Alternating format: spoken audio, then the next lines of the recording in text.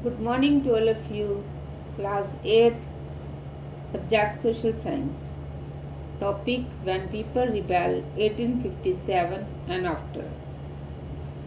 Dear students, ये first point जो आज हम पढ़ने जा रहे हैं फ्रॉम मिरर टू डेली, इसको कल मैंने स्टार्ट किया था और इसको आज मैं आगे पढ़ाऊंगी. The sepoys of Meerut rode all night of 10 May to reach Delhi in the early hours next morning. Meerut के कुछ सिपाहियों की एक टोली 10 मई की रात को घोड़ों पर सवार होकर मुंह अंधेरे ही दिल्ली पहुंच गई. As news of their arrival spread, the regiments stations in Delhi also rose up in rebellion. तो जैसे ही उनके आने की खबर फैली, दिल्ली में तैनात टुकड़ियों ने भी बगावत कर दी. Again British officers were killed, arms and ammunition seized, buildings set on fire, trumpet soldiers gathered around the walls of the Red Fort where the Basha lived, demanding to meet him. The emperor was not quite willing to challenge the mighty British power, but the soldiers persisted. They forced their way into the palace and proclaimed Bahadur Shah Zafar as their leader. यहाँ भी अंग्रेज अफसर मारे गए.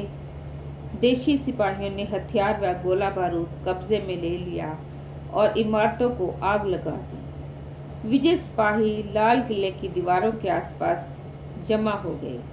वे बादशाह से मिलना चाहते थे.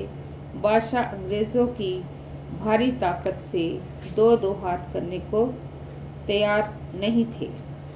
सिपाही भी अड़े रहे.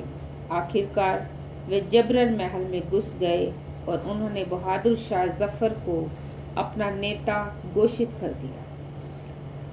The aging emperor had to accept this demand.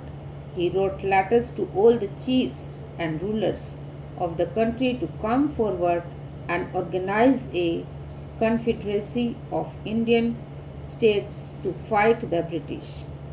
This single step taken by Bahadur Shah had great implications. बूढ़े बादशाह को सिपाही की ये मांग माननी पड़ी. उन्होंने देश भर के मुखियाओं और शासकों को चिट्ठी लिखकर अंग्रेज़ों से लड़ने के लिए भारतीय राज्यों का एक संघ बनाने का आह्वान किया. बहादुर शाह के इस एकमात्र कदम के गहरे परिणाम सामने आए. The Mughal dynasty has ruled over a very large part of the country.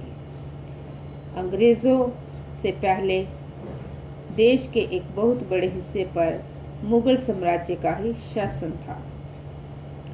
More smaller rulers and chieftains controlled different territories on behalf of the Mughal ruler.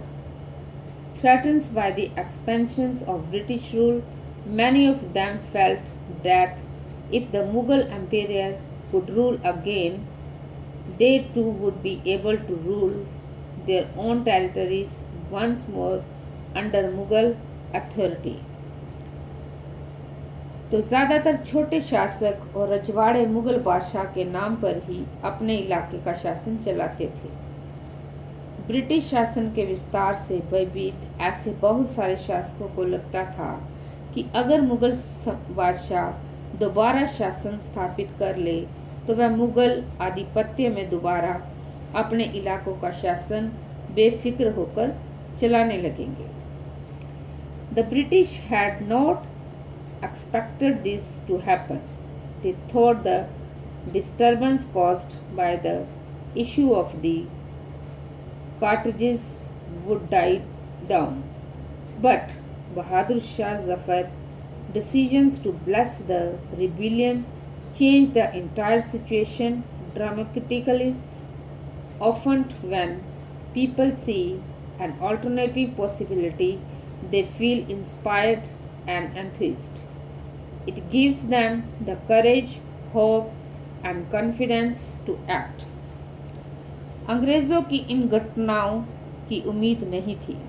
उन्हें लगता था कि कारतूसों के मुद्दे पर पैदा हुए उथल पुथल कुछ समय में शांत हो जाएंगी, लेकिन जब बहादुर शाह जफर ने बगावत को अपना समर्थन दे दिया तो स्थिति रातों रात बदल गई।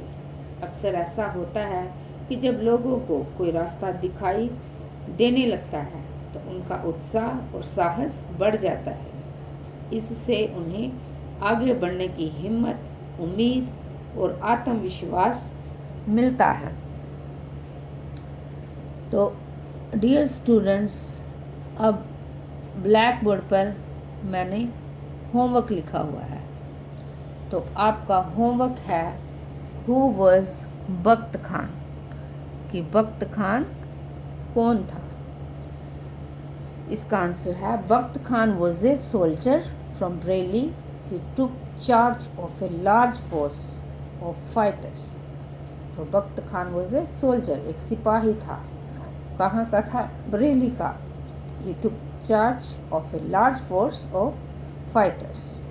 तो इसको आप कॉपी पे उतारेंगे और याद करेंगे। Thank you and have a nice day.